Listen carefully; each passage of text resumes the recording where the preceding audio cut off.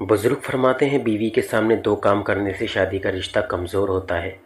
Number 1, कोशिश किया करो अपना लहजा और ज़बान बीवी पर ना बरसाओ। एक हद होती है जब बीवी की ज़बान खुल जाए फिर घर उजड़ा करते हैं, वो घर हमेशा बेसुकूनी का मरकज़ बन जाता है। नंबर 2, अपनी घरेलू ज़िंदगी का दूसरों से मवाजना करना।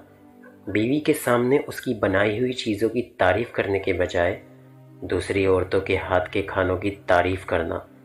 अपने घर की सजावट का मुकाबला दूसरों के घरों से करना। एक गांव में एक साहिब की अपनी बीवी के साथ कुछ अनबन हो गई। अभी झगड़ा ख़त्म ही नहीं हुआ था कि इसी असना में उनका मेहमान आ गया। खाविंद ने उसे बैठक में बिठा दिया और बीवी से कहा कि फ़लाँ रिश्तेदार मेहमान आया है, उसके लिए खाना बनाओ। वो गुस्से में थी, कहने लगी, तुम्हारे लिए खाना है ना तुम्हारे मेहमान के लिए। वो बड़ा परेशान हुआ कि लड़ाई तो हमारी अपनी है, अगर रिश्तेदार को पता चल गया तो खामखा की बातें होंगी। लिहाजा वो खामोशी से आकर मेहमान के पास बैठ गया। इतने में उसे ख्याल आया कि चलो बीवी अगर रोटी नहीं पकाती तो सामने वाले हमारे हमसाए बहुत अच्छे हैं, ख़ानदान वाली बात है, मैं उन्हें एक मेहमान का खाना पकाने के लिए कह देता हूँ।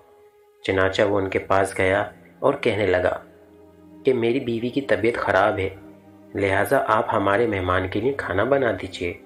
उन्होंने कहा, बहुत अच्छा, जितने आदमियों का कहें खाना बना देते हैं।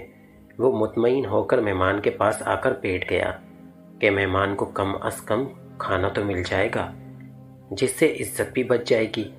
थोड़ी देर के बाद मेहमान ने कहा, ज़रा ठंडा पानी तो ला दीजिए। वो उठा कि घड़े का ठंडा पानी लाता हूँ। अंदर गया तो देखा कि बीवी साहिबा तो ज़ारों कतार रो रही हैं। वो बड़ा हैरान हुआ कि ये शेरनी और इसके आंसू। कहने लगा कि बताओ तो सही कि क्यों रो रही हो। उसने कहा कि पहले मुझे माफ़ कर दे, फिर मैं आपको बात सुनाऊंगी।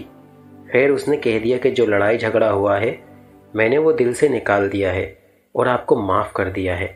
कहने लगी, जब आपने आकर मेहमान के बारे में बताया और मैंने कह दिया कि ना तुम्हारे लिए कुछ पकेगा और ना मेहमान के लिए, चलो छुट्टी करो, तो आप चले गए। मगर मैंने दिल में सोचा कि लड़ाई तो मेरी और आपकी है और ये मेहमान रिश्तेदार है, हमें उसके सामने ये पोल नहीं खोलनी चाहिए। चनाचा मैं उठी कि खाना बनाती हूँ। जब मैं किचन में गई तो मैंने देखा कि जिस बोरी में हमारा आटा पड़ा होता है, एक सफ़ेद रेश आदमी उस बोरी में से कुछ आटा निकाल रहा है।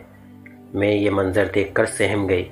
वो मुझे कहने लगा, ए खातून, परेशान ना हो, ये तुम्हारे मेहमान का हिस्सा था जो तुम्हारे आटे में शामिल था। अब चूँकि ये हमसाए के घर में पकना है इसलिए वही आटा लेने के लिए आया हूँ। मेहमान बाद में आता है, जबकि अल्लाह ताला उसका रिस्क पहले से भेज देते हैं।